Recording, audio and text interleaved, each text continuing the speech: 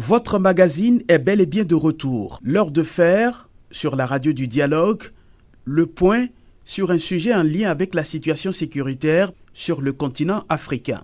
Une narration purement africaine. Merci de votre fidélité sans cesse renouvelée. Flashback. La semaine dernière, il était question de la confiance des populations dans la capacité des militaires à éradiquer l'insécurité. Nous voulons savoir surtout qui sont ceux qui nous attaquent et pourquoi. Les armes sont importantes, c'est vrai. C'est d'ailleurs les militaires qui nous ont aidés à nous réinstaller. Mais nous avons peur que les gens de la brousse reviennent. Voilà qu'on entend déjà qu'il y a des villages à quelques kilomètres qui ont été attaqués. Et il y a eu même des morts. Nous avons peur. Peut-être que le dialogue va aider à comprendre ce qu'ils veulent exactement. Aujourd'hui, comme vous le constatez, il y a une nette amélioration dans la gestion de la crise sécuritaire chez nous. Et cela nous donne le courage à faire confiance à l'armée. Et nous pensons qu'avec cette détermination, nous allons un jour dire adieu à cette crise qui a beaucoup endeuillé des familles. Aujourd'hui, on ne peut pas parler d'une confiance totale, mais on est obligé en tant que citoyen de se dire que voilà, on a confiance en notre armée à pouvoir éradiquer les problèmes sécuritaires dans le pays. Sinon, quand on part dans le fond, il y a des populations qui sont en train de fuir, des populations qui refusent de partager des informations avec les forces armées alors qu'ils en ont la capacité. Par exemple, dans certaines localités où les terroristes font des allers-retours, tu vas voir les populations ont des informations qu'ils peuvent transmettre à l'armée. Aujourd'hui, nous prolongeons la discussion, puisque les militaires en place au Sahel central ont dit haut et fort, et à maintes reprises, qu'ils sont engagés à fond dans la diversification des partenariats dans leurs efforts de lutte contre l'insécurité. La Russie est l'une des nations sollicitées. Dans ce numéro, les Sahéliens nous disent ce qu'ils pensent de l'intervention des Russes dans la lutte antiterroriste. En 2 ans pratiquement, la présence russe a changé beaucoup de choses. Pendant qu'on a passé plus de 10 ans avec d'autres partenaires qui n'étaient pas honnêtes, sincères avec nous, qui entretenaient le terrorisme, nous avons décidé de changer de partenariat et de nous tourner vers la Russie. J'ai des proches qui ont lutté, des proches qui ont perdu la vie, pas par manque de compétences, mais par manque de matériel de défense. Voilà, donc il faut les avoir où? Si on n'en dispose pas.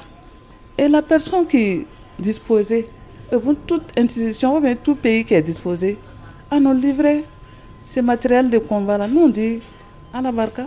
Les Russes, ils vont sur le terrain. La nouvelle coopération, ce sont des hommes de terrain. Ce ne sont pas des hommes de bureau, non.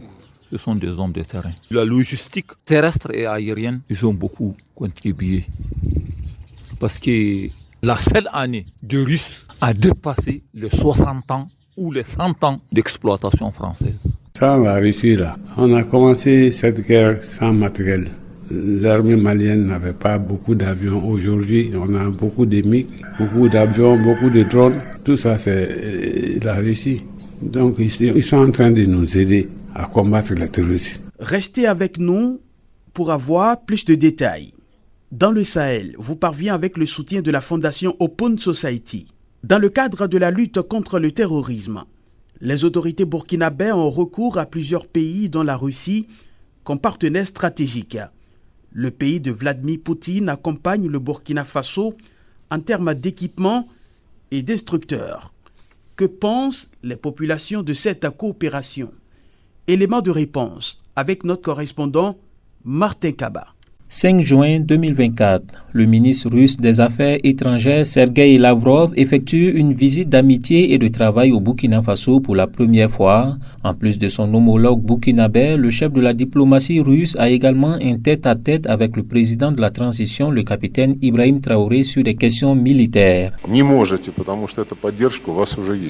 sommes en coopération étroite, notamment dans le domaine militaire, et le domaine militaire est technique. Nous avons aussi une la coopération dans le domaine de la formation des spécialistes militaires et des spécialistes des organes de maintien de l'ordre, des forces de l'ordre. Et je pense que nous allons augmenter également le nombre des instructeurs qui travaillent ici et qui vous aident à former vos spécialistes. Au-delà de son caractère politique et diplomatique, cette visite est aussi une sorte de confirmation aux yeux du monde des bonnes relations entre les deux pays. Un rapprochement constaté depuis l'arrivée des militaires au pouvoir à partir de janvier 2022. Plusieurs lots d'armement ont ainsi été acquis en Russie et par l'intermédiaire de ce pays dans le cadre de la lutte contre le terrorisme, confirme le ministre de la Défense, le général Kassoum Koulibaly. Il faut que les relations soient assez bonnes parce qu'on coopère franchement, c'est ça qui est l'essentiel. On vous a dit ça, on le dit toujours, le Burkina maintenant a compris que personne ne viendra fermer nos bouches, ne viendra fermer nos yeux, nos oreilles. Ce que nous entendons, nous allons là où nous voulons aller, nous voulons traiter à qui veut et l'essentiel que ce soit par une considération mutuelle. Au-delà de l'équipement, la Russie intervient également dans la lutte contre le terrorisme dans le domaine de la formation. Les autorités militaires disent recevoir des instructeurs russes dans le cadre de la formation des soldats déployés sur le terrain. Mais leur nombre n'a jamais été divulgué. Dans les rues de Bobo-Dioulasso, cette implication de la Russie dans la lutte contre le terrorisme est bien perçue. En 2 ans pratiquement, la présence russe a changé beaucoup de choses. Pendant qu'on a passé plus de 10 ans avec d'autres partenaires qui n'étaient pas honnêtes, sincères avec nous, qui entretenaient le terrorisme, nous avons décidé de changer de partenariat et de nous tourner vers la Russie. J'ai des proches qui ont lutté, des proches qui ont perdu la vie, pas par manque de compétences, mais par manque de matériel de défense. Voilà, donc il faut les avoir où? Si on n'en dispose pas. Et la personne qui disposée, toute institution, ou tout pays qui est disposé à nous livrer ce matériel de combat-là, nous on dit à la barca. C'est la bienvenue. Je trouve ça salutaire. Parce que quand le partenaire qui vient à nous, il vient peut-être pour nous aider, pour en tout cas éradiquer notre mal. Voilà. Pas pour venir peut-être pour autre chose d'abord, en premier lieu. Mais je pense que l'intervention de Russie était claire. On a acheté des armes, ses yeux, et ils nous en vendent comme ils veulent. Ils ne sont pas comme les anciens partenaires, comme vous savez, des Français. Souvent, tu es empossé, mais ils ont refusé de vendre ce que vous voulez. Et on dit, nous sommes des amis. Mais c'est quel ami qui ne veut pas que tu gagnes une bonne arme, combattre ton propre ennemis. Depuis les coups d'État de janvier et septembre 2022 qui ont porté les militaires au pouvoir, plusieurs organisations de la société civile souhaitaient le recours à la Russie pour les besoins militaires, même s'il dit reconnaître un certain apport de ce pays. Dafrasin Sanou, ce leader associatif dans la ville de Sia, dit avoir des réserves. En tout cas, les partenariats, c'est gagnant-gagnant. Les partenariats, en tout cas, sont basés sur des intérêts. Oui, bien sûr, la Russie qui vient à nous, c'est pour nous aider. Mais en tout cas, au retour aussi, en tout cas, ils ont un intérêt visé. Selon le journaliste et analyste des questions politiques Blaise Kientega, cette coopération militaire avec la Russie remonte au régime de Roch Kaboré. Elle s'étend à plusieurs niveaux. Avec le président Roch Christian Kaboré, il y avait déjà un pas qui avait été franchi, qui a permis, dans un premier temps, d'acquérir quelques drones. Mais ça a été renforcé donc avec l'arrivée donc du capitaine Ibrahim Traoré. Et avec également la Russie, il y a un certain nombre de moyens matériels militaires qui ont été donc acquis par les nouvelles autorités. Donc je pense que sous le plan donc de la défense et de la sécurité, il y a aussi un projet, je crois, je l'ai entendu donc des nouvelles autorités, de modernisation des forces armées nationales. Ce rapprochement avec la Russie est surtout étendu après la rupture des accords militaires avec la France à compter de février 2023. Les autorités burkinabées accusent l'Hexagone de ne pas suffisamment s'impliquer dans la lutte contre le terrorisme. De Bobo-Dioulasso, Martin Kaba, West Africa, Démocratie, Radio. Dès la prise de pouvoir au Niger, la junte a précisé clairement qu'elle est dans une dynamique de multiplication de ses partenariats. L'Iran, la Turquie et la Russie, entre autres, sont les bienvenus. Dès que les Américains ont plié bagages, des soldats russes ont pris leur quartier dans une base de Niamey. Après le Mali, vendredi 1er novembre dernier, Niamey a signé un accord avec la société russe Glavkosmos pour l'acquisition de 3 satellites. Une fois déployé, ce matériel doit renforcer la lutte contre les groupes armés non étatiques au Niger et chez les voisins membres de l'AES. La livraison de ces satellites devrait se faire dans 4 ans. Les Nigériens apprécient diversement l'intervention des Russes dans la lutte antiterroriste. Ceux qui l'acceptent estiment que l'armée nigérienne doit être au cœur de toutes les opérations. Explication à Niamey, Murtala Zoubero. Même si au Niger l'intervention des Russes dans la lutte antiterroriste n'est pas encore confirmée comme au Mali voisin, plusieurs personnes souhaitent voir déjà cette intervention. C'est le cas de Moussa Bakari, un habitant de la ville de Koni dans la région de Tawa, au nord du Niger. Les Sahéliens pensent que les Russes sont la bienvenue sur la sécurité. Parce que d'abord, les Russes, ils vont sur le terrain. La nouvelle coopération, ce sont des hommes de terrain. Ce ne sont pas des hommes de bureau. Non, ce sont des hommes de terrain. Et l'équipement aérien, et la logistique terrestre et aérienne, ils ont beaucoup contribué. Parce que la seule année de Russes a dépassé les 60 ans ou les 100 ans d'exploitation française. Parce qu'en termes de matériel militaire, là, notre armée aujourd'hui est équipée. Pour Ali Soumana que nous avons rencontré à Agadez, toujours dans le nord du pays, l'armée nigérienne n'a pas besoin d'alliés pour mener la guerre contre les groupes djihadistes.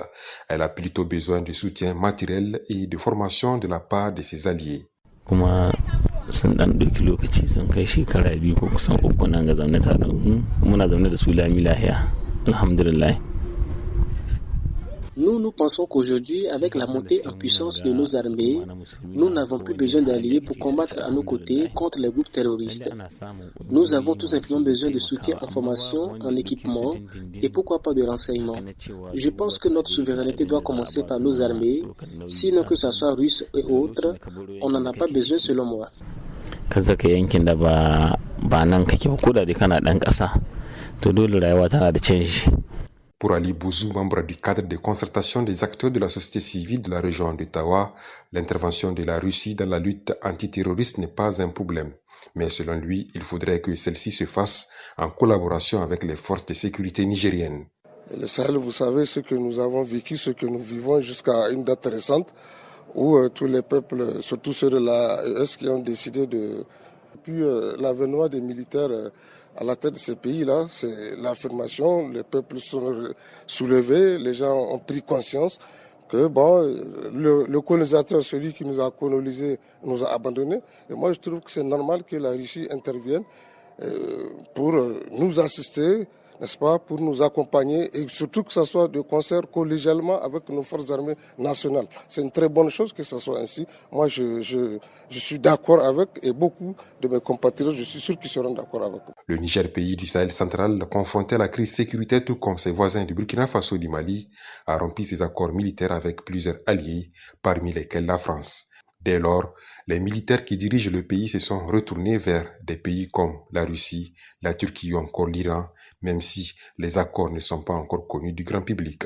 De Niamey, Murtala Zoubero pour West Africa, Démocratie Radio. Le Mali est la première nation du Sahel central à avoir rendu public ses relations avec la Russie dans le cadre de la lutte antiterroriste.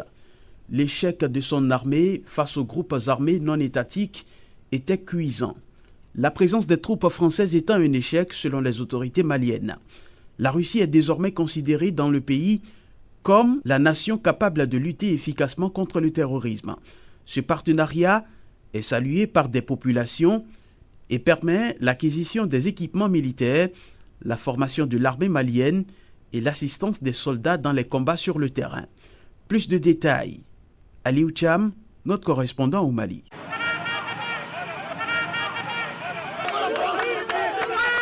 En 2021, plusieurs dizaines de personnes se sont rassemblées devant l'ambassade de la Russie à Bamako pour réclamer l'intervention de la milice Wagner dans les pays. Pour ces manifestants, la présence russe permettrait d'aider le Mali à assurer sa sécurité après le départ des troupes françaises. Yaya Diarra est l'un des manifestants. Aujourd'hui, par la force des choses, nous sommes heureux de constater que ce partenaire-là n'aurait jamais dû cesser. Alors nous vous demandons aujourd'hui, ce n'est pas nous seulement qui sommes là, c'est des jeunes, c'est des vieux, c'est tous les Maliens qui demandent à la Russie aujourd'hui d'aider le Mali, comme par le passé, pour le sauver, pour lui permettre d'exister, de rester digne, comme un pays fier qu'il était.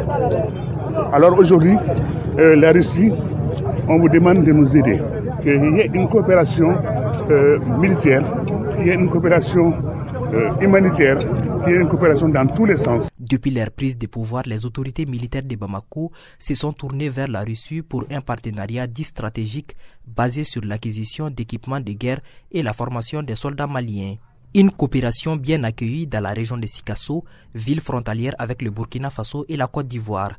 Omar Goïta, un élu local, s'exprime avec beaucoup d'enthousiasme quand il évoque les opérations de l'armée malienne avec l'appui de la Russie. Tout le combat qui est en train de se réaliser, pour moi, ça c'est nos forces de sécurité. C'est ça qui fait d'ailleurs notre fierté.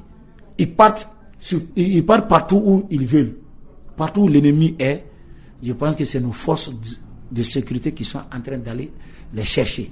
Donc l'armée russe est quand même là pour nous accompagner. C'est l'armée malienne qui est en train de mener les opérations. Toutes les composantes de notre armée aujourd'hui. D'abord, ils ont l'équipement, ils ont la volonté, ils ont le moral au top. C'est l'armée que nous voyons. C'est l'armée que nous voyons. Ce sentiment est partagé par Dialakoro Keïta, mais cet acteur de la société civile de la région est convaincu que malgré l'intervention du groupe paramilitaire russe, les forces armées prennent les devants et sont en première ligne dans les combats. Sans la Russie, là, on a commencé cette guerre sans matériel. L'armée malienne n'avait pas beaucoup d'avions. Aujourd'hui, on a beaucoup de MiG, beaucoup d'avions, beaucoup de drones. Tout ça, c'est la Russie. Donc, ils sont en train de nous aider à combattre les terroristes. Mais dire que ce sont les Russes eux-mêmes qui sont en train de faire la guerre à notre place, non. Cette intervention semble apporter des résultats probants dans la lutte contre le terrorisme, mais selon les journalistes et l'analyste sécuritaire Massiré Diop, l'armée doit rester souveraine dans la sécurisation du pays. L'accent devrait être mis beaucoup plus, sinon davantage, sur nos propres soldats, sur nos propres hommes qui connaissent le terrain, qui connaissent les moyens, qui connaissent les hommes, qui connaissent aussi, qui ont une maîtrise assez approfondie du sujet. Parce que les armées étrangères ou bien les forces venues d'ailleurs, c'est bien, mais de par les expériences dans le monde, ça a toujours montré des limites. Parce que vous avez des gens que vous ne pouvez jamais, au plus grand jamais, conserver tout le temps. Au-delà de la défense et la sécurité, le Mali et la Russie ont élargi leur coopération dans plusieurs domaines, notamment l'économie, le développement et les mines. Mais la priorité des Maliens que nous avons rencontrés reste la sécurisation du pays. Ils fondent leurs espoirs sur la capacité de la Russie à aider le Mali dans l'éradication des groupes armés. De Bamako, Aliou Tcham pour la West Africa Democracy Radio. Nous vous proposons cette fois un point de vue venant du centre du Mali. La situation sécuritaire se dégrade malgré l'intervention du groupe paramilitaire Wagner en compagnie de l'armée malienne. La hiérarchie militaire s'est même prononcée là-dessus dans le point de presse de cette semaine, lundi dernier. Selon le colonel-major Souleymane Dambélé de la direction de l'information et des relations publiques de l'armée, je cite, « Les terroristes sont en train de mettre la poudrière au centre pour faire oublier le Nord. C'est ça la stratégie. Mais nous n'allons jamais baisser les bras. » Fin de citation. Du centre du Mali, Amadou Lougué est en ligne. C'est l'un des leaders de la jeunesse de la région. Compte tenu de l'inefficacité constatée de part et d'autre par rapport à d'autres forces étrangères, dont la Barkhane, la MINUSMA, et c'est ce qui a fait que les autorités de la transition quand même sont parties vers la Russie. Alors au-delà de ça, on a remarqué la présence massive des Russes, surtout au Sahel, notamment au Mali ici. Et nous sommes dit que, comme nous qui avons trop souffert face aux conséquences dramatiques de l'insécurité à travers le déplacement massif de la population, des tueries ça et là, et vous le savez aussi avec des biens qui est carrément détruits. Et en tout cas, les Maliens, surtout le centre du Bandiagara, quand même, a salué la présence des Russes au niveau de notre localité. Voilà, donc ça a carrément réduit ce qu'on appelle les attaques, ce qu'on appelle des GAT, des groupes armés terroristes. Et nous, quand même, au niveau du centre ici, nous saluons quand même la présence des Russes. Il y a beaucoup de rumeurs qui circulent par rapport aux exactions à l'encontre des populations. Il n'y a jamais eu d'exaction, hein. Il faut avoir le courage de le dire.